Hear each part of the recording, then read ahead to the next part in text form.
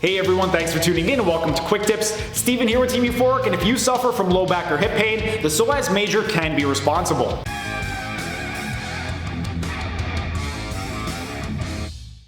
The psoas major is one of your hip flexor muscles, and first we want to go over the anatomy.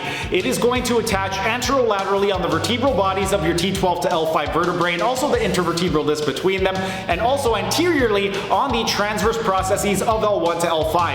And then it's going to insert into the lesser trochanter of the femur. And then in terms of the actions, there are several, but primarily it is going to flex the femur at the hip joint. It's also going to be responsible for laterally rotating the femur at the hip joint, and it is going to anteriorly tilt the pelvis at the hip joint. It's also going to be responsible for posteriorly tilting the pelvis at the lumbosacral joint. It is going to bilaterally, when they contract bilaterally, flex the trunk at the spinal joints, and then when they contract ipsilaterally, it is going to be responsible for ipsilaterally flexing the trunk. So your right side, when that contracts ipsilaterally, it is going to side bend to the same side, and then it is going to contralaterally rotate the trunk.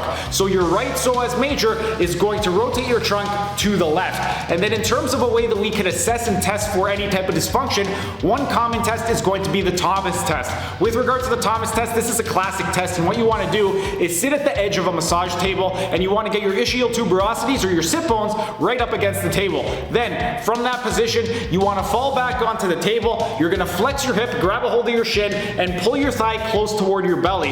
Then the opposite leg, you're going to let it relax completely. And then one way that we can tell if the psoas major is a little bit tight is on the level of flexion in the actual femur itself. For men, ideally, your femur should be parallel to the ground, and for women, the femur, your knee should be below parallel, so below your hip.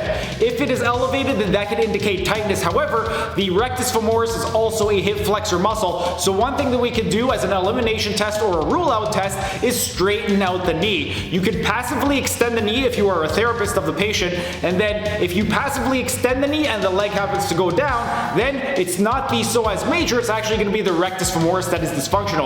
But those are just a couple of ways that we can assess and test. And then next Saturday at 10 o'clock a.m., I'm going to be going over some myofascial release techniques for the psoas major. Thanks for hanging around until the end of the video. If you enjoyed the video, be sure to like the video and comment down in the comment section, as it would really help out with the algorithm. And also share this video so we can help get this information out to as many people as possible. And also subscribe to the channel by clicking on the icon in the bottom right hand corner and hit the notification bell so you don't miss out on any of the videos. For those of you interested in health optimization, you can check out the video in the top right corner where I discuss the 6 foundation principles.